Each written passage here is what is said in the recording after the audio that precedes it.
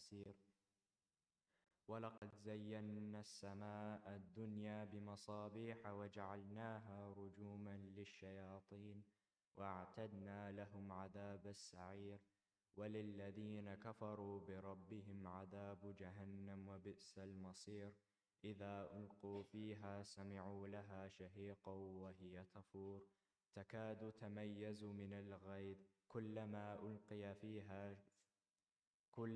ألقي فيها فوج سألهم خزنتها ألم يأتكم نذير قالوا بلى قد جاءنا نذير فكذبنا وقلنا ما نزل الله من شيء إن أنتم إلا في ضلال كبير.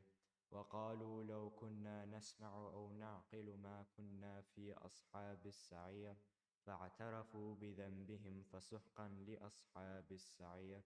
إن الذين يخشون ربهم بالغيب لهم مغفرة وأجر كبير. صدق الله العظيم.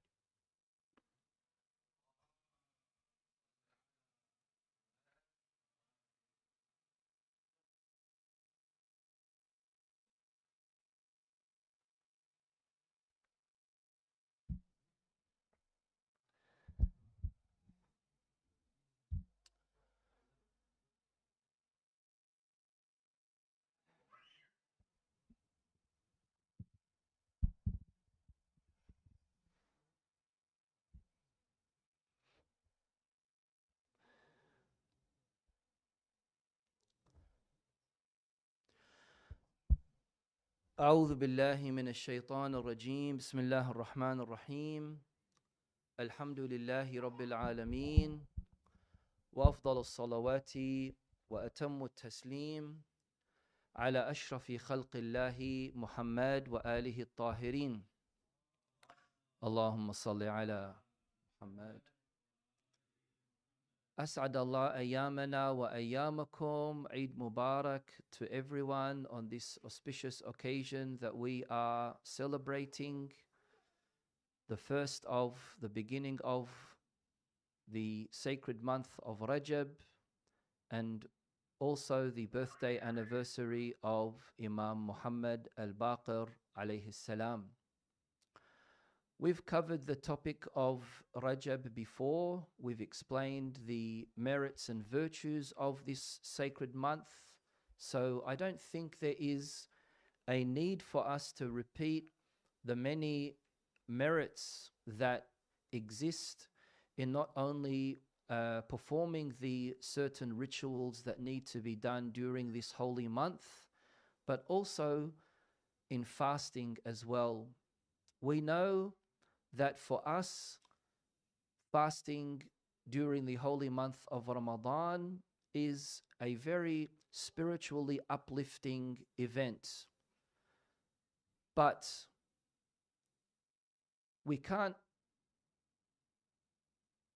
immediately jump into the holy month of Ramadan without some kind of preparation. And that's why we use Rajab and Sha'ban, these 2 months, as exercising, preparing ourselves mentally and spiritually for the holy month of Ramadan. So this is why it is highly rewarding to fast during Rajab and Sha'ban. Try as much as you can to utilize the time, especially if you're on holiday and things like that, in fasting. Prepare yourself for what is coming ahead in a few more years, when we will be fasting in the middle of summer. Pretty much around about this time, we will be fasting. And I've experienced this before, back in, I think, 99, 2000, when fasting was over the new year. And it wasn't easy at all. But compare yourself with having air conditions and with electricity and things like that to those who live in countries that have a hotter summer and also are deprived of the most basic of things as far as air conditions or electricity. We also know that al-ajru ala qadar al-mashaqqa, that your reward will be based upon the level of difficulty that you endure while performing those acts of worship. I wanted to speak about some of the very important highlights of our fifth Imam, Imam Muhammad al-Baqir alayhi salam, and someone get some duct tape or some rope and tie him up before we have a Channel 9 incident here. Haidar, sit down.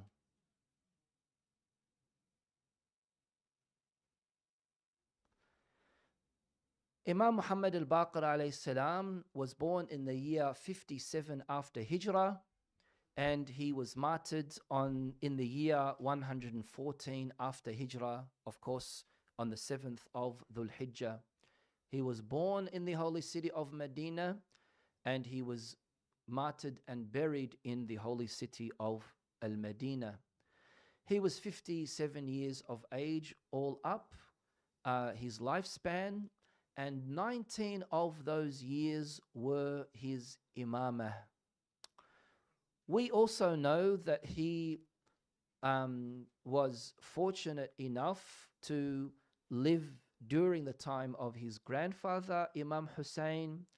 We also know that he was there in Karbala roughly around about 3 or 4 years of age. Important also to add to that, that when it does come to our imams, like our prophets, age is not a restriction that will hinder the ma'soom from comprehending and understanding and their knowledge. The same way as with Prophet Jesus alayhi salam, when they said, كَيْفَ نُكَلِّمُ مَنْ كَانَ فِي الْمَهْدِ صَبِيًّا, and then Nabiullah Isa alayhi salam answered, he replied, Inni Abdullah, and God gave me the book, وَجَعَلَنِي نَبِيًّا وَجَعَلَنِي مُبَارَكًا, etc., etc. So for our ma'soomeen, for our prophets and our imams, it's beyond age. So him being at the age of 3 has absolutely no kind of hindrance to his comprehension and his involvement in that. Imam Muhammad al-Baqir is the first Imam and the only Imam who is connected from both sides to Sayyida Fatima Zahra alayha salam, because his mother was Fatima bintul Imam Hassan al-Mujtaba. So Imam al-Baqir, from both sides, he goes back to Sayyida Fatima Zahra salamullahi alayha. So paternal and maternal, back to Imam Ali and Fatima Zahra. Imam Muhammad al-Baqir lived through 7 or 8 of the Umayyad rulers, and during his imamah, 34, 35 years of imamah, but most of our imams did not have a long imamah. With Imam al-Baqir, he had 19 years, but prior to that, of course, he lived through the imamah of his father, Imam Ali as-Sajjad Zain al-Abidin. During his khilafah, the khulafa that he lived through were, of course, all of them were from Bani Umayyah, Walid ibn Abdul Malik, Sulaiman ibn Abdul Malik, Umar ibn Abdul Aziz. And of course, we know that Umar ibn Abdul Aziz was, even though he was similar to all of the other Umayyad rulers, and all of them were evil, and following them the Abbasid rulers, but Umar ibn Abdul Aziz was a little bit lenient in that, number one, he stopped the culture, the practice of cursing of Imam Ali alayhi salam in public, number one. And also, number two, he allowed the narrating of hadith. This isn't what I want to speak about, but I think it's very important for us to know the sad events that happened in the beginning of Islam and how that really destroyed the very foundation of the religion in creating so many factions and groups and distorted even the very image of Islam itself. One of these events that occurred was the era of Man'ul Hadith. Man'ul Hadith, the prohibition of narrating of Hadith. And this, of course, occurred under the pretense that, we're still fresh with the Holy Quran and we don't want these words of the prophets to be mixed with the text of the Quran. And therefore, nobody is allowed to narrate any narrations from the prophets. Of course, this is really sickening to hear that people were persecuted, punished, if they were to say, Qala Rasulullah. And of course, we know that one of the reasons as to why this happened was because of them trying to control the narrative of what is being said about the holy prophets, especially when it comes to the Imams, especially when it comes to Ahlul Bayt alayhim salam. But with all those attempts being made, we can still see that there are many, many narrations, traditions, ahadith that speak in Sunni sources, of course, that speak in favor of Ahlul Bayt alayhim salam. Number 4 was Yazid ibn Abdul Malik, and number 5 was Hisham ibn Abdul Malik, who was, of course, responsible for the poisoning of Imam al-Baqir. Hisham himself, Hisham ibn Abdul Malik, of course, another thing that's interesting is during this time, especially during the time of Hisham, this was when the first officially Islamic Arabic minted coin came into existence. And it's interesting for those who like history, especially when it comes to this particular era. He was a very cruel person, a very evil person. He was insecure about his own position among the people and very, very jealous of the popularity and fame that Ahlul Bayt alayhim salam had, because they were, of course, the descendants of Imam Ali. They carried the blood of the holy prophets, and this, of course, itself was a very big threat to their authority and their popularity. During the time of Imam Muhammad al-Baqir, sallallahu ala Muhammad wa ali Muhammad,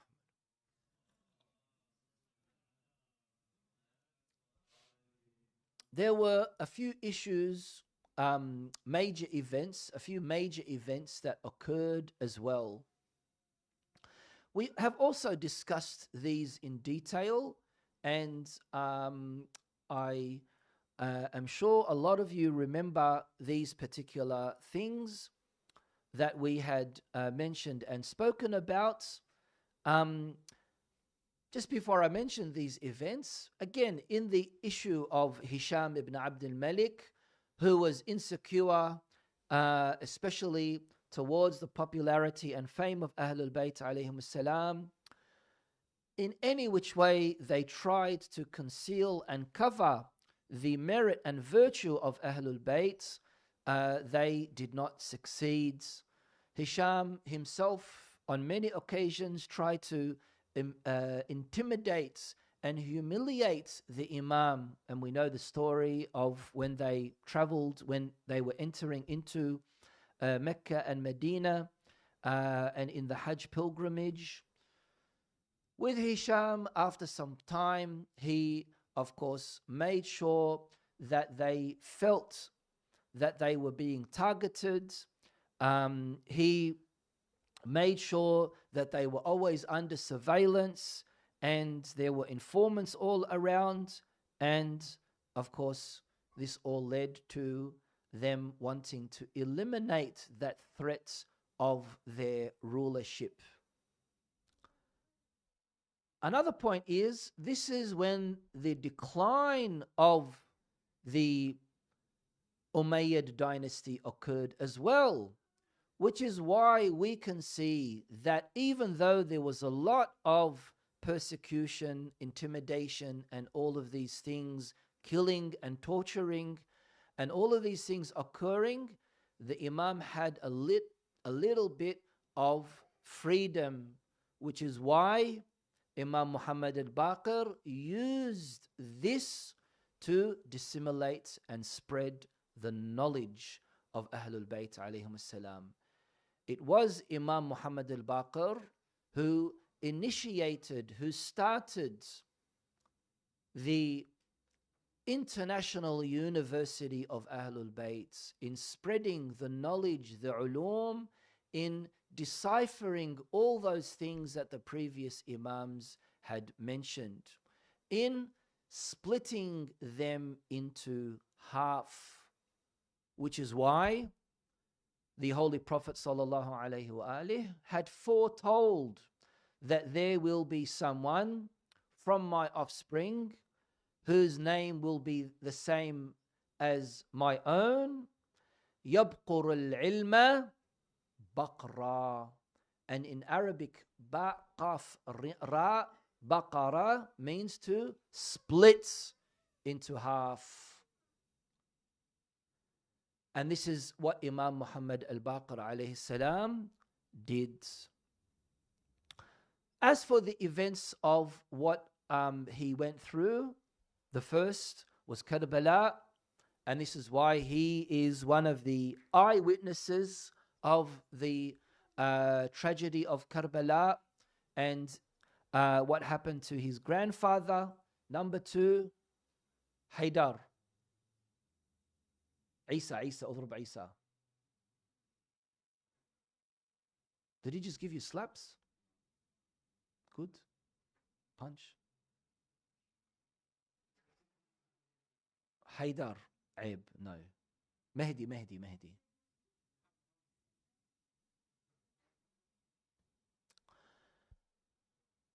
So he was one of the eyewitnesses of the tragedy of Karbala. That's number one.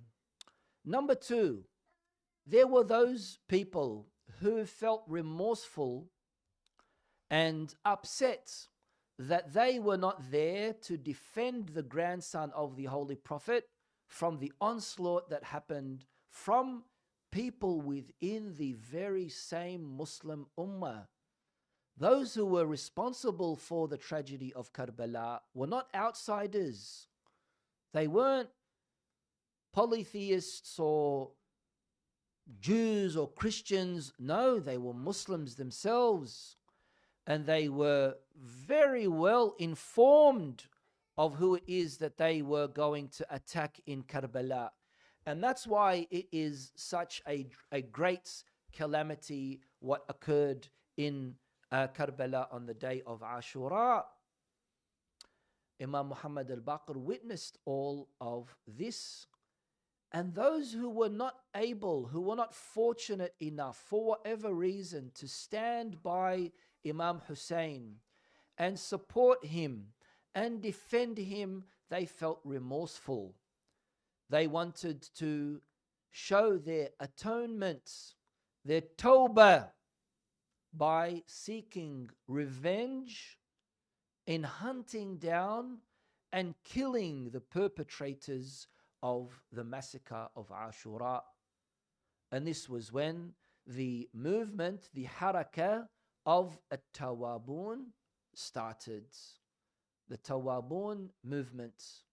Imam Muhammad al-Baqir experienced that, lived through that. Number 3, Waqi'at al-Harra, one of the events that occurred very quickly after Ashura was when they massacred people in Al-Madinah Al-Munawwara because there were signs of revolting against Bani Umayyah. And as the history books say, streets were filled with blood. Thousands of people were mass murdered and massacred in the event of Al-Harra. And I encourage all of you to read into this historical event.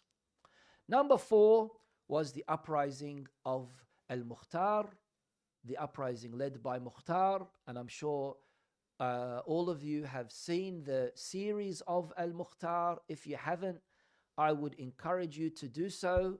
They do have it with English subtitles, don't they? Yeah. So watch it with English subtitles. Farman, have you watched it? Who? It's all right. He's blood. He doesn't have to. Shame on you, Farman, for not watching it. Don't laugh, Kahi. Have you seen it yourself as well? Kullish. What's it called? Lucky. Number 5.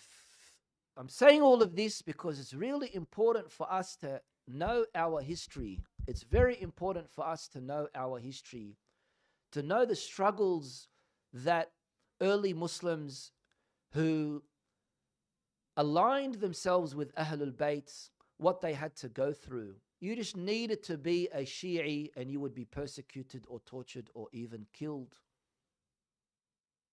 And we don't need to go 1,000 something years ago. This has happened in recent years in Afghanistan, in Pakistan, in Iraq, in Syria, people being killed according to their identity, if they are Shia, especially if they are Shia. You'll never, and I challenge anyone to prove me wrong, you will never find a group of Shia hunting down a non-Shi'i just because they are a non-Shi'i. You will never find that in the history of Islam. Maybe because they are terrorists, or maybe because they are this, maybe because they are that, maybe. But because they have a different ideology, that's never happened before. Unfortunately, no surprise someone's late. Unfortunately, where's your brother? Unfortunately, you can see this with these radicals who kill people based on their identity. Not fighters, women, children, civilians. And that's very, very sad. Where did they get that from? Bani Umayyah. And that's why we say, when we recite Ziyarah to Ashura, we curse those who assasa dhalik. Those who initiated, those who started this trend, we curse them because that has continued and carried on until today. And number 5 is the Qiyam, the movement, the uprising of Ibn Zubayr and the others. There were other uprisings, many uprisings, but these are the ones that Imam Muhammad al-Baqir alayhi salam lived through. One of the things that is very outstanding in Imam Muhammad al-Baqir's life, and as you know, with each of our Imams, right, although they have the same traits, the same qualities as the Imams, but something stands out in the circumstances that they were surrounded by, and they used that to their advantage. Imam as-Sajjad, for example, people were suffering very much by the moral degradation of society. Imam Ali as-Sajjad alayhi salam worked on the akhlaqi side, on the moral side, through supplication and prayers and du'as, through charity work, etc., etc. Imam Muhammad al-Baqir, being in Al-Madinah al-Munawwara, the city of his grandfather, having a little bit of freedom in being able to talk and things like that, he started to spread the knowledge of Ahlul Bayt. And this is why we can say that up to 60% of our Shi'i heritage, especially in the field of fiqh and Islamic law, comes from Imam Muhammad al-Baqir and his son Imam Ja'far as-Sadiq alayhim as-salam. And this is why we are referred to as al-Madhab al-Ja'fari, right? So during this time of al-Imamain al-Baqirain, al-Imamain al-Sadiqain, this is something that happened, which is why we can see that Imam al-Baqir emphasized very much on knowledge. Sallu ala Muhammad wa ali Muhammad.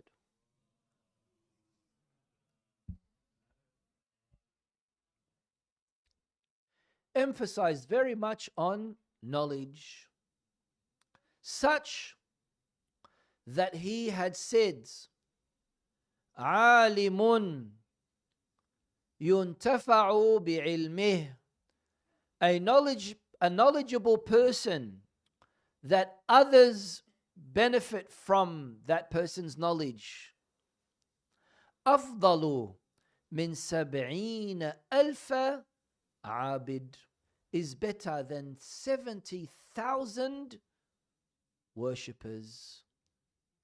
Is better than 70,000 worshippers. There's a long hadith where Imam Muhammad al-Baqir, he says, تعلموا العلم فإن تعلمه حسنة, etc., etc. I'm just going to read the English, okay? Learn knowledge, gain knowledge, and you would be surprised that in this day and age, we still need to be reminding people of how important knowledge is.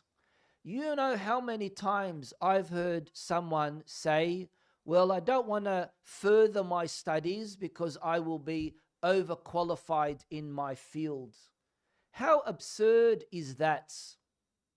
Or someone reaching a certain age and then thinking that, oh, well, you know, I've got to live my life now.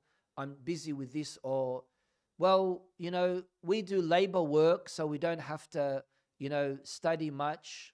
Or I work in Rebel or where bad tobacconist and JB Hi-Fi. So therefore, you know, I don't need to be reading books. How many times, where do you work, Kahi? You're lucky I don't know where you work. Probably don't work. Attal battal, probably. What do you do? Concrete or concreting, right? And so I know how much rubble we need to use with the concrete and how much water we need to use. Don't need to be gaining any more knowledge more than that. No. It's very important where a person needs to seek knowledge min al-mahdi ilal lahd. What's mahd mean? Cradle, and lahd means grave, right? You seek knowledge from your cradle till your grave. That's your next tattoo, Yasiri, on the back of your neck. This is very, very important that we see Islam always stressing on seeking of knowledge, such that the worst of characteristics for a person is jahl, ignorance. You all know that I hate tattoos, by the way, so you all know I'm joking. So don't get all excited thinking that I'm giving you ideas. Learn knowledge. When was the last time you read a book, Jojo? Abidin. Mehdi. A few days ago. About what was it? Was it about Fortnite? What was it about? Isa, when was the last time you read a book?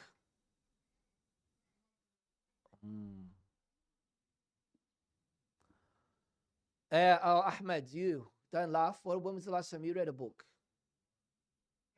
Tomorrow, huh?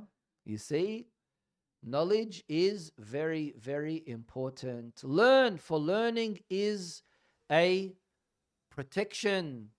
Seeking knowledge is an act of worship.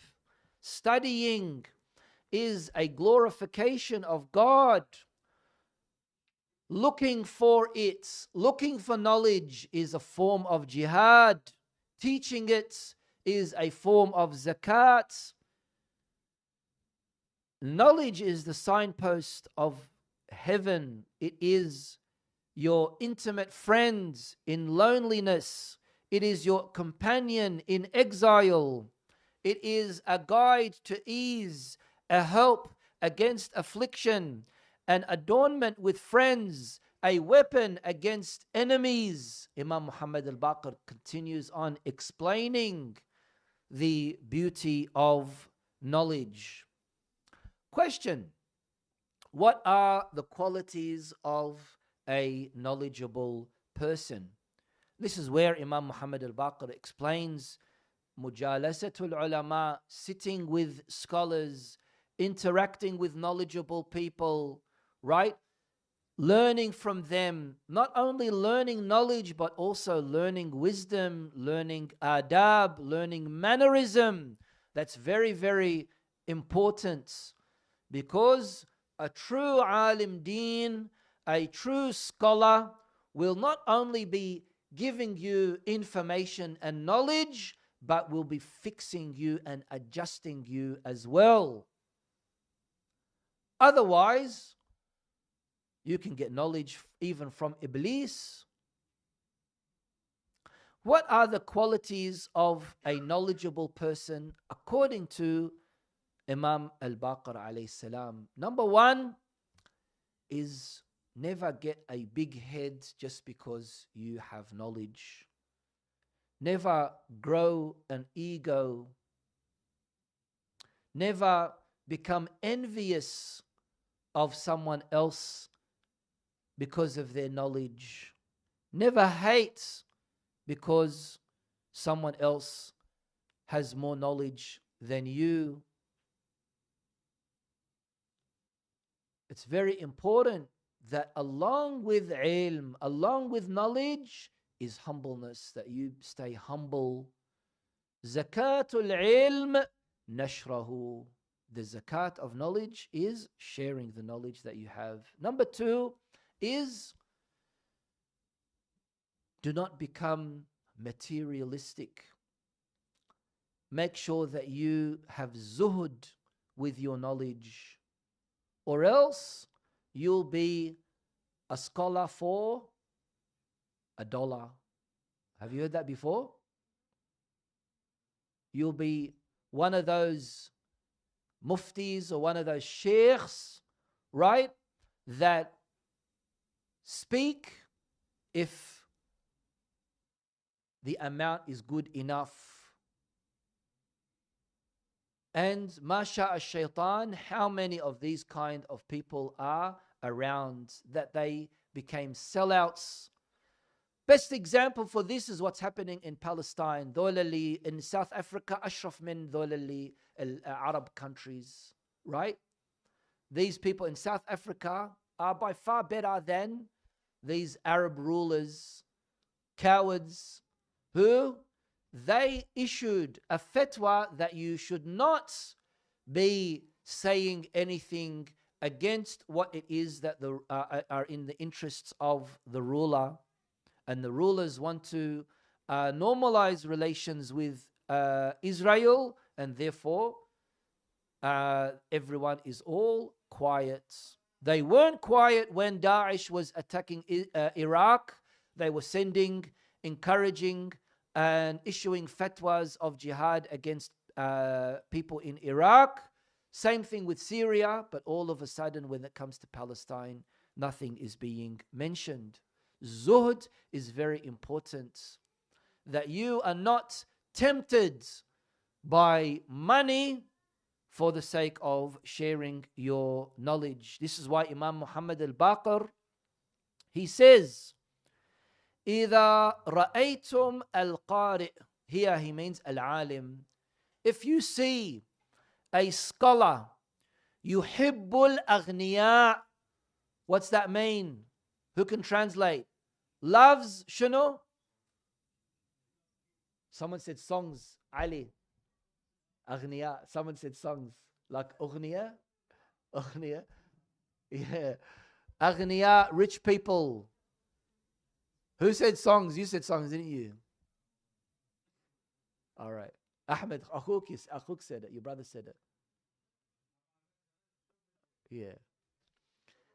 Yuhibbul Aghniya, who loves rich people.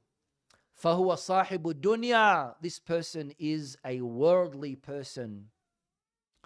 وَإِذَا رَأَيْتُمُوهُ يَلْزَمُ السُّلْطَانِ. If you see him always wanting to, hang around with the ruler, or, always want to be a part of the entourage of politicians and rulers and things like that, مِنْ غَيْرِ ضَرُورَةٍ, unless it's necessary, فَهُوَ اللُّص, then he is a thief. This is what Imam al-Baqir alayhi salam says. And number 3, the third quality of a person of knowledge is avoid status. That also goes back to number 1, break your ego, be humble. Don't do it for fame, for likes, for TikTok views, for whatever it is that unfortunately some people want to do, even if they think that they are doing something useful. Fame will destroy your inner side. What did Imam Muhammad al-Baqir alayhi salam focus on other than knowledge?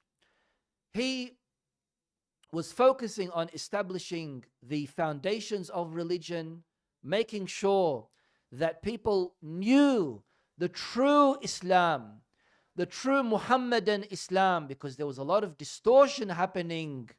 By the way, this was also when the Zaydi sect was formulating, and they were rejecting the imamah of Imam Muhammad al-Baqir as well. Number 2, of course, number 1, which means establishing or explaining the true Islam, not that represented by the rulers and by Bani Umayyah. Number 2, spreading the teachings of Ahlul Bayt alayhim salam, opening these vaults of knowledge and of fiqh. And number 3, what he did was he was protecting the Shia from becoming, number 1, a part of the opposition or the rulers or the Bani Umayyah Islam. He didn't want these Shia to be influenced, to be easily bought by the Umayyad Islam. And of course, he wanted to protect them from any kind of persecution as well, teaching them how to live within the Muslim Ummah, but also preserve their lives as well. One hadith from Imam al-Baqir alayhi salam, and finishing off with our program tonight. He says, among the etiquettes of, among the adab of when we interact and sit with ulama, it says, Haidar, Aib, Buga, Aku Buga.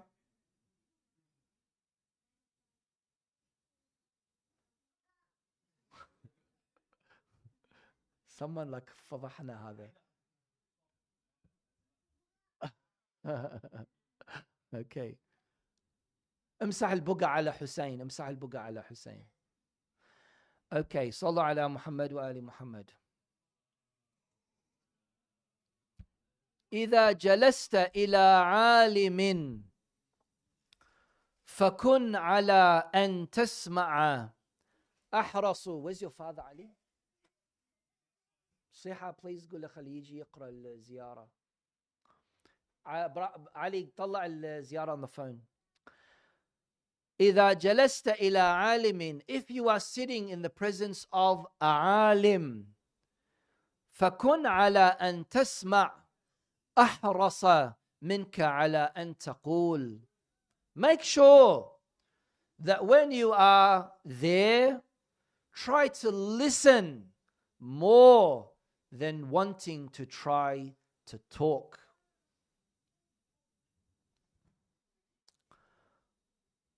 وتعلم حسن الاستماع. Learn how to listen in a good way.